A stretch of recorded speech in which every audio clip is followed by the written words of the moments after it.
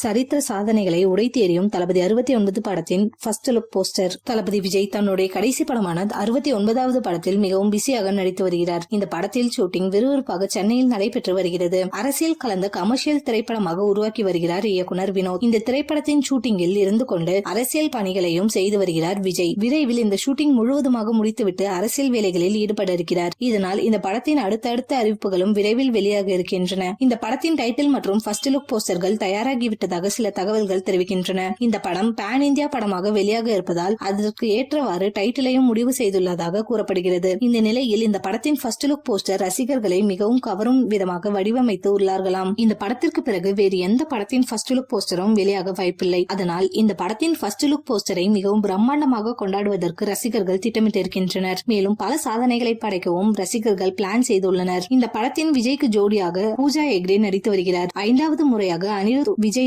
கூட்டணி அமைத்துள்ளார். இந்த படத்தில் விஜய் ஒரு பாடலை ஏற்கனவே பாடியிருக்கிறார். ஒன் லாஸ்ட் சாங் என பெயர் வைத்து இந்த பாடல் முதல் சிங்கிள் டிராக் பாடலாக விஜய் பிறந்த நாளில் வெளியிட திட்டமிட்டிருக்கின்றனர்.